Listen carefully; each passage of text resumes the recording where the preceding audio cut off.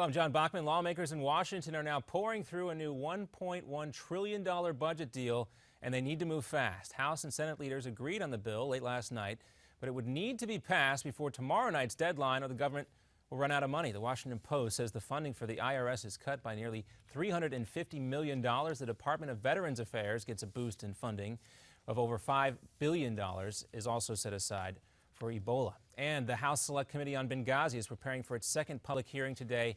The committee, chaired by South Carolina's Trey Gowdy, will focus on efforts to secure American diplomatic facilities around the world. The hearing starts in just about an hour. We'll keep you posted. And the intelligence community continues to brace for the full impact of the Senate's report on the CIA and its interrogation efforts. And now there are calls for prosecution. The UN's top investigator for counterterrorism wants officials who served under the administration of former President George W. Bush to face charges. One of them could be the former CIA chief, General Michael Hayden, who was asked by our own Steve Malzberg if he ever lied to the committee about these interrogations.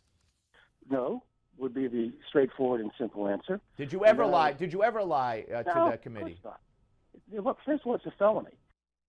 Well, the report charges that the CIA misled the American public on the extent of the so-called enhanced interrogation techniques. Security has been stepped up at American installations around the world amid fears of reprisals. And President Obama has been on the road selling his immigration plan in Tennessee this time. At a town hall meeting, he admitted that the protections against deportation that he's offering could be undone by another president. He also talked about trying to work with Republicans on immigration reform. Does that mean everybody's going to listen to me? On the other side, not necessarily. They're pretty sure I'm an illegal immigrant, and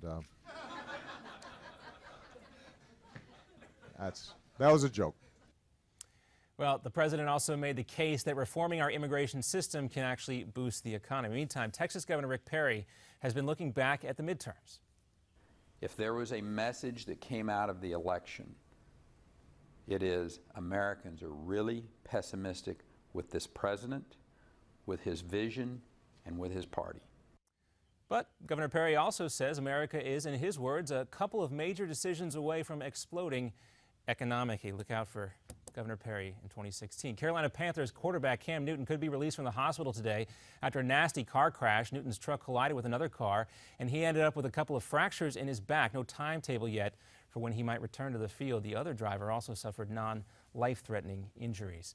Quite a view of New York for the future King of England. Prince William made a classic tourist stop heading to the top of the Empire State Building. He and Kate also attended a gala at the Met last night before they wrapped up their trip here in the States. Another update coming up for you in 30 minutes.